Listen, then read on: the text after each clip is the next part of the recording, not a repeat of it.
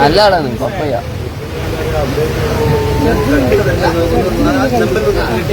നിങ്ങൾക്ക് വീണ് കിട്ടിയതാണ് മനസ്സിലായി.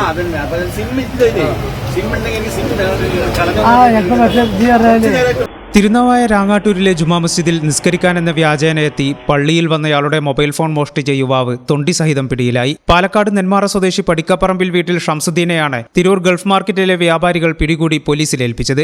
മോഷ്ടിച്ച മൊബൈൽ ഗൾഫ് മാർക്കറ്റിൽ വിൽക്കാനെത്തിയതായിരുന്നു ഷംസുദ്ദീൻ. ഈ സമയം വ്യാപാരികൾ തിരിച്ചറിഞ്ഞ് ഷംസുദ്ദീനെ തടഞ്ഞുവെക്കുകയായിരുന്നു. കളഞ്ഞുകിട്ടിയ മൊബൈലാണെന്നാണ് ഷംസുദ്ദീൻ നാട്ടുകാരോട് പറഞ്ഞത്.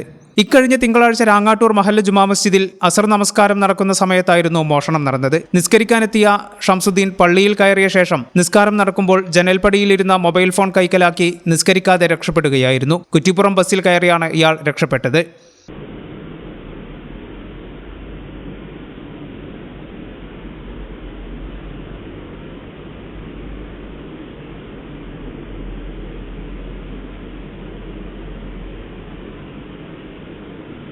പിന്നീട് CCTV ദൃശ്യങ്ങളിൽ വ്യക്തമായി പതിഞ്ഞ ഷംസുദ്ദീന്റെ ഫോട്ടോ പോലീസ് വ്യത്യസ്ത ഗ്രൂപ്പുകളിലേക്ക് ഷെയർ ചെയ്തു. മൊബൈൽ വിൽക്കാൻ സാധ്യതയുണ്ടെന്ന് മനസ്സിലാക്കി തിരൂർ ഗൾഫ് മാർക്കറ്റിലെ വാട്സാപ്പ് ഗ്രൂപ്പുകളിലും ഫോട്ടോ ഷെയർ ചെയ്തിരുന്നു. ഇതിൽ നിന്നാണ് വ്യാപാരികൾ ഷംസുദ്ദീനെ തിരിച്ചറിഞ്ഞത്.